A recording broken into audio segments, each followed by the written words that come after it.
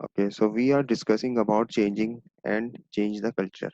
मतलब किस तरह आप कल्चर को जो है वो क्रिएट कर रहे होते हैं किसी भी ऑर्गेनाइजेशन के अंदर, किसी भी कंपनी के अंदर, और आप कल्चर को किस तरह चेंज कर रहे होते हैं।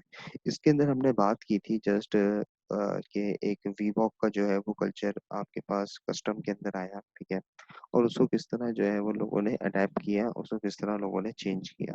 अब इसी तरह आपके पास कोविड-19 के बाद ऑनलाइन क्लासों का जो है वो एक कल्चर जो है किसी कंपनी में आया, किसी ऑर्गेनाइजेशन में आया, तो उसको किस तरह लोगों ने क्रिएट किया, ठीक है।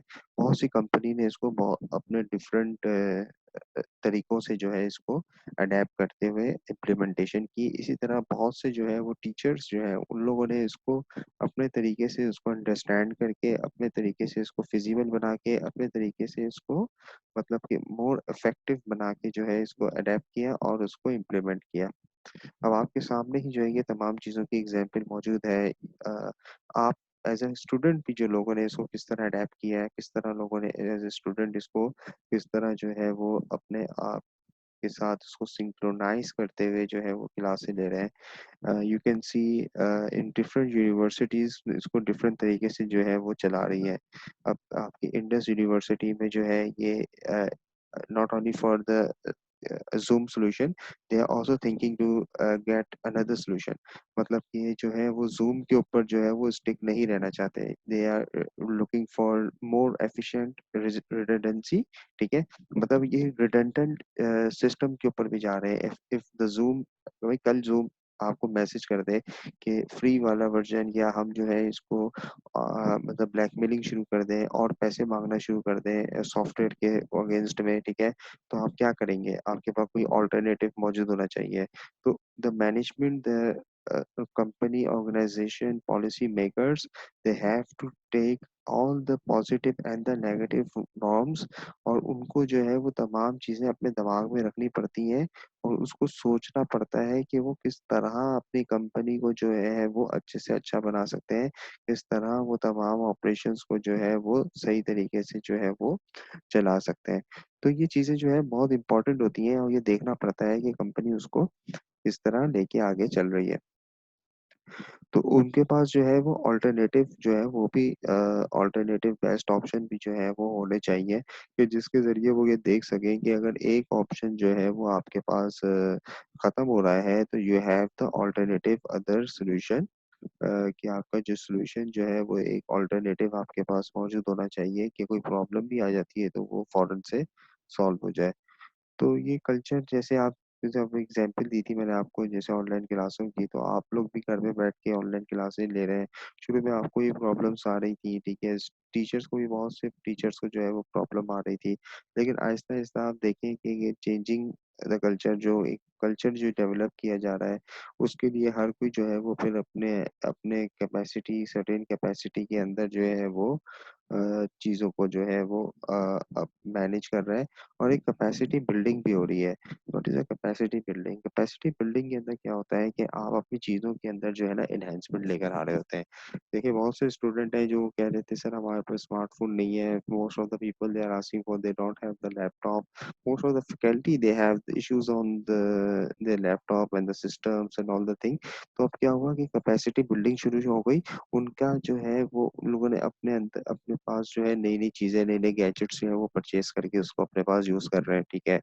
अच्छा, फिर उसके बाद जो है वो,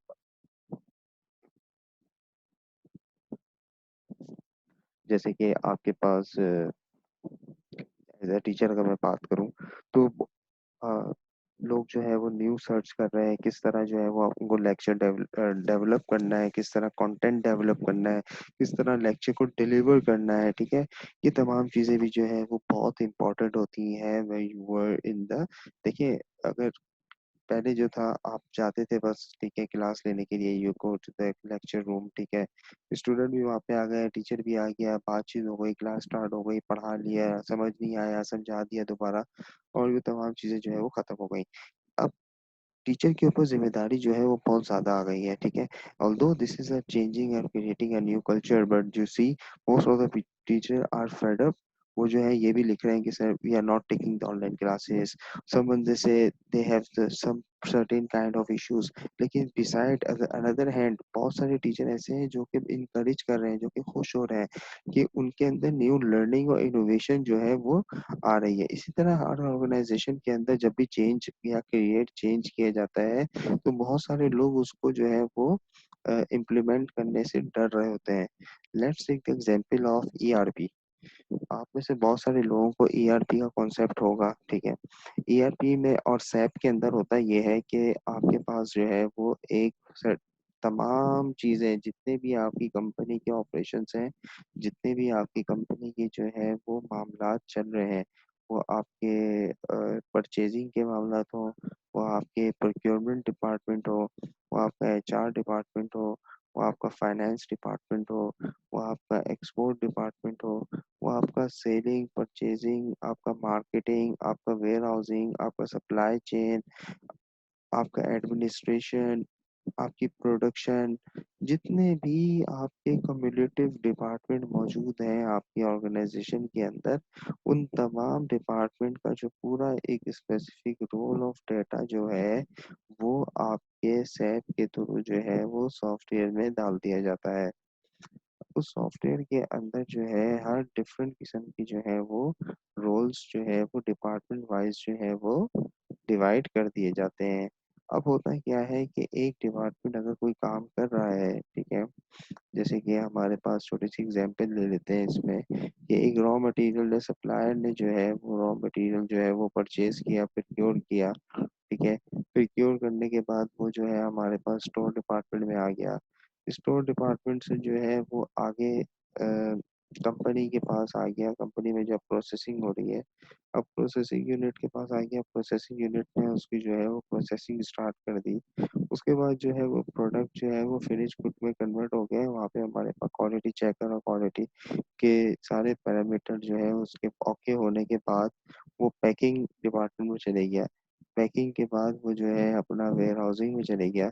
वेयर हाउसिंग के बाद जो है वो अपना सेल डिपार्टमेंट में चले गया और फिर सप्लाई चेन के थ्रू डिस्पैच हो गया। तो ये पूरा एक जो है वो प्रोसेस मौजूद है। अब इस प्रोसेस को जो अगर आप जो है वो सैप और ईआरपी के साथ इंटीग्रेट कर लेते हैं, जब आप इंटीग्रेट करते हैं तो इसके अंदर अगर 90% अगर लोग काम कर रहे हैं तो लोगों का रेशो जो है, जो पहले 90/10% था, 10% हमारा काम कंप्यूटर कर रहा था और 90% हमारे काम जो है वहाँ पे जो मौजूद लोग हैं वो लोग परफॉर्म कर रहे थे। अब आप देख सकते हैं कि जब ये तमाम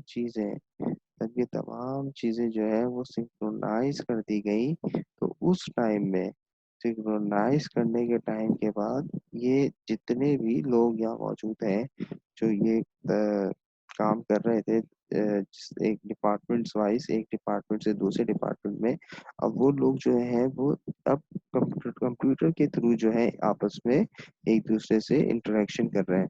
मतलब प्रोक्योरमेंट ने अगर माल को परचेज कर लिया और प्रोक्योरमेंट के पोर्टल के ऊपर प्रोसेसिंग डिपार्टमेंट ने जो है वो इसको थोड़ा सा कम्युलेटिव देख लेते हैं। आपके पास जो है एक ऑर्डर आ गया, फॉर एग्जांपल आप फेस मास्क बनाते हैं और आपके पास जो है वो 100,000 पीसेस का ऑर्डर आ गया। दैट इज 1 लाख मास्क का जो है आपके पास ऑर्डर आ गया है। अब आप करेंगे क्या? आप ऑर्डर जिसने लिया है वो अपने फौरन जो है वो अपने सैप के ऊपर जो लिख देगा कि मुझे जो है 1 लाख मास्क का ऑर्डर और ये इसकी इनवॉइस नंबर है, ये इसका एडवांस का चेक है। ये तमाम चीजें बनाकर जो है वो अपनी एक रिपोर्ट जो है वो डेवलप कर देता है, सब कुछ कर देता है। अब उसने जो है जैसी बनाया तो हमारे पास प्रोडक्शन डिपार्टमेंट के पास चले गया कि इस तरह की जो है वो रिक्वायरमेंट आ गई है। अब वो अपने वेयर हाउसिंग में चेक करके देखेंगे क्या इसके पास जो है वो रॉ मटेरियल इतना मौजूद है कि वो 1,100,000 यूनिट्स जो है वो बना सके। तो जैसे ही अगर उसको लगता है कि इस तरह का हमारे पास मॉडल मौजूद नहीं है कि एक हफ्ते में इतना माल बना सके, तो वो क्या करते हैं अपने प्रोसेसिंग डिपार्टमेंट्स को जो है वो रिक्वेस्ट भेज देते हैं कि प्रोसेसिंग डिपार्टमेंट फिर आगे स्टोर डिपार्टमेंट को, और स्टोर डिपार्टमेंट जो है आगे प्रोक्योरमेंट डिपार्टमेंट को बता देता है कि हमें इन इन चीज़ों की जो है वो सर्टेन रिक्वायरमेंट मौजूद है। तो प्रोक्योरमेंट डिपार्टमेंट जो है वो आपके जितने भी सप्लायर्स होते हैं उन सबको ईमेल करके जो भी प्रोडक्ट है, जो भी सप्लाई उनको चाहिए होती है, वो वहाँ पे अपने पास मंगवा लेते हैं। अब जैसी सप्लाई आ गई तो वो, अब देखिए हर किसी को जो है वो पता चल रहा है कि अगर प्रोक्योरमेंट ने रात को माल मंगवा लिया तो सुबह जो है वो काम स्टार्ट क्यों नहीं हुआ। तो जो सेठ है उसको फौरन पता चल जाएगा कि अगर मेरा कहीं पे भी फ्लॉ अगर वो देखना चाहे कि कहाँ पर जो है वो प्रॉब्लम आ रही है।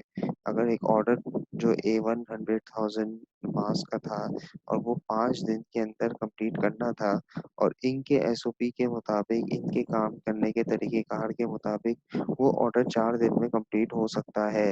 लेकिन फॉर द सेफ साइड एक दिन का जो है वो टाइम ज्यादा रख के जो है वो कस्टमर से आपने बात कर ली। अब आप भी देख लेंगे कि यार अब एक काम जो है वो 5 दिन 4 दिन के अंदर हो सकता है, वो 8 दिन हो गए हैं, 9 दिन हो गए हैं, क्यों नहीं हो रहा। क्योंकि एक नॉर्मल सी प्रैक्टिस बन गई थी कुछ अर्सा पहले कि हर डिपार्टमेंट, हर कंपनी में जब भी आप ऑर्डर देते थे तो ऑन टाइम जो है वो ऑर्डर कंप्लीट नहीं होते थे। उसकी वजह से आपके जो है वो, आपको क्या डर होता है, अगर आपके टाइम पे ऑर्डर कंप्लीट ना हो तो आपको डर होता है कि आपका कस्टमर, जो आपका बायर जो है वो आपसे दूर ना हो जाए, वो किसी और को जो है वो ऑर्डर देना ना शुरू कर दे कि आप तो कंप्लीट कर नहीं पा रहे हैं।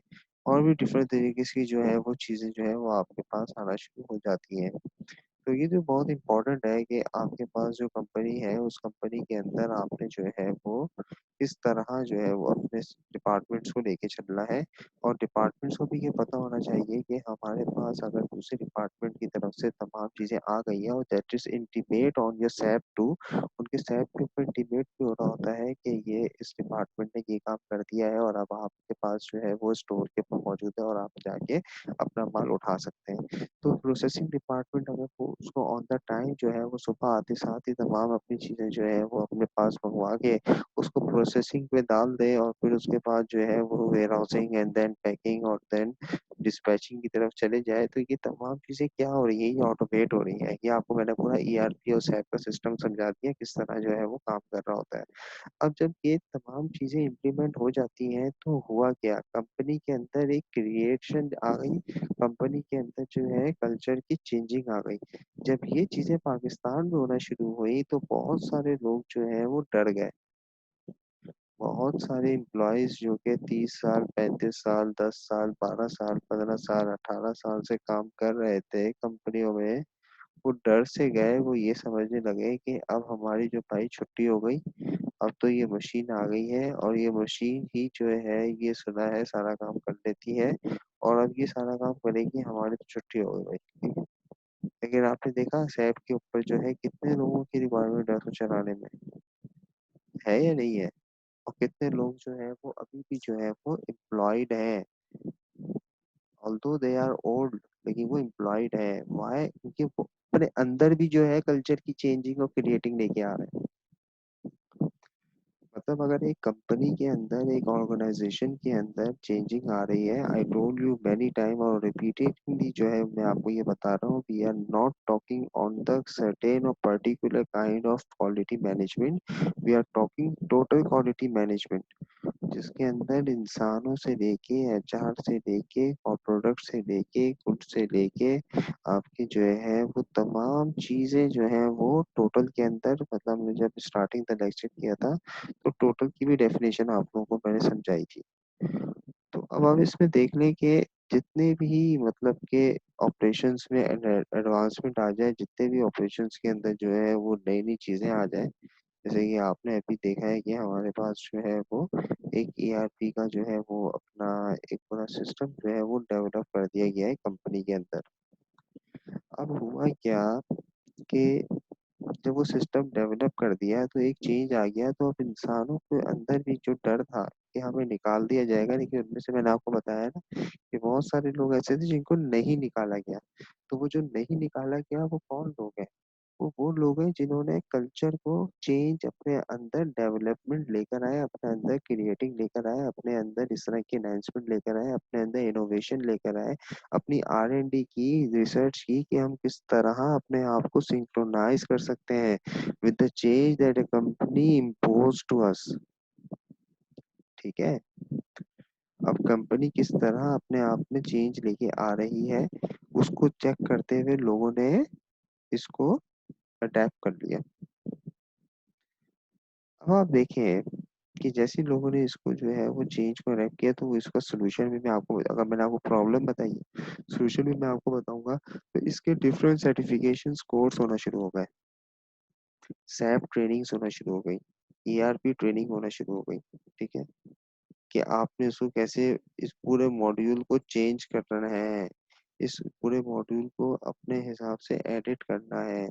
अपने देखिए, हर कंपनी का अपना ही हिसाब होता है काम करने का। ठीक है, हर कंपनी जो है वो अपने तरीके से जो है वो काम कर रही होती है।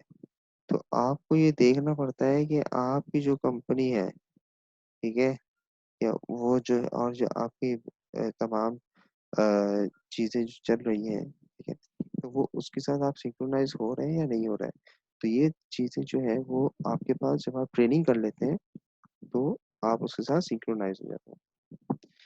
आई होप आप लोगों को समझ आ गया होगा what is creating and changing the culture. So here we have the points. The culture within organization is formed by a number of components. वो कौन कौन से components हैं जिसकी वजह से आपके कंपनी में, ऑर्गेनाइजेशन के अंदर कल्चर फॉर्म किया जाता है। The number one is behaviour based on people interaction.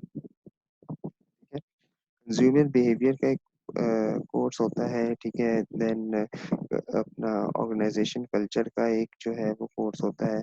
ये तमाम चीजें जो है वो पूरे पूरे जो है, इसके ऊपर बुक्स लिखी हुई है, इसके ऊपर जो है रिसर्च हुई हुई है, इसके ऊपर पूरे पूरे 6 6 8 8 महीने के कोर्सेज हैं। लेकिन हमने इसको एक स्लाइड के अंदर पढ़ना है, तो उस हिसाब से पहले मैंने आपको पूरा इसका बैकग्राउंड समझा दिया कि इसका बैकग्राउंड है क्या।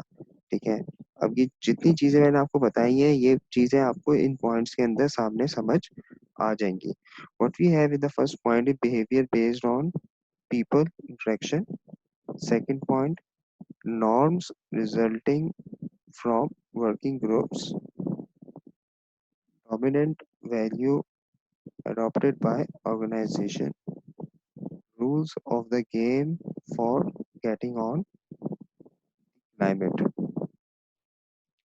ये 5 चीजें हैं हमारे पास। ठीक है, 5 कंपोनेंट्स हैं हमारे पास, और इसके इस कंपोनेंट्स को हम देख लेते हैं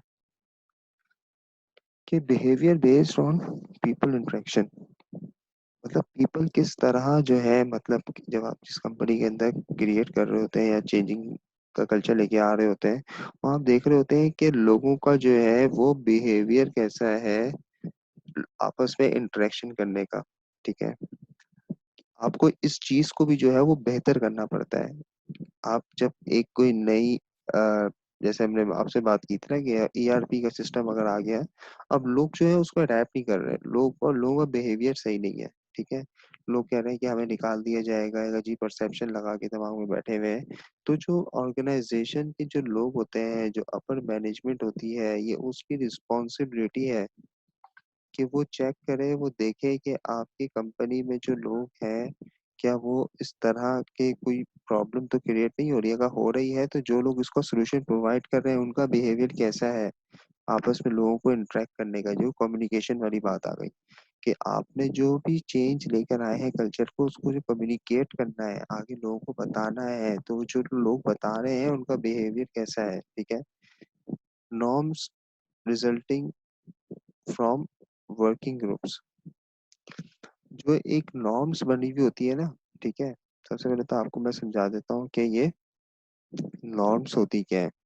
अच्छा, नॉर्म्स आपके पास जो है ना सोशल एक्टिविटीज होती हैं। ठीक है, आप कैसे जो है वो सोशली जो है वो आप आपस में ग्रुप्स के ऊपर जो है किस तरह आप इम्प्लीमेंटेशन कर रहे हैं चीजों को। ठीक है, अच्छा, वर्किंग ग्रुप्स में आप जो है क्या कर रहे होते हैं, काम कर रहे होते हैं। ठीक है, मतलब जो रूमर्स होते हैं ना, कहते हैं भाई आप एक मतलब आपकी खुददारी जो चीज होती है। ठीक है, और आप एक जो है ग्रुप के अंदर किस तरह अपने आप को बिहेव कर रहे हैं। तो जब एक कल्चर को बना रहे होते हैं तो उसके अंदर एक नॉर्म्स बनानी पड़ती हैं वर्किंग ग्रुप्स के अंदर। मतलब इस तरह के लोग जो है वो ग्रुप के अंदर काम करना शुरू कर देते हैं, या कोई ग्रुप ऑलरेडी काम कर रहा है तो इस तरह का बंदा आप उस ग्रुप के अंदर रख देते हैं कि वो अपने तरीके से लोगों को समझाए कि उनकी कंपनी किस तरह जो है वो आगे काम कर सकती है, और जो जो हर्डल्स आ रहे हैं उसको किस तरह जो है वो सॉल्व कर सकते हैं। ठीक है। सो जो भी कंपनी के नया जो कल्चर लेके आ रही होती है उसके अंदर वो ये देखती है कि भाई अगर कोई प्रॉब्लम आ रही है तो इस तरह का बंदा हायर कर लिया जाए, इस तरह के लोग जो है वो कंपनी के जो कि अपनी कम्युनिकेशन के थ्रू जो है जो भी प्रॉब्लम लोगों को फेस हो रही है उसको जो है वो सॉल्व कर सकते। ओके, इसके बाद हमारे पास थर्ड जो हमारा कंपोनेंट है वो है dominant value adopted by the organization. So first we have discussed about what is a dominant culture in organization.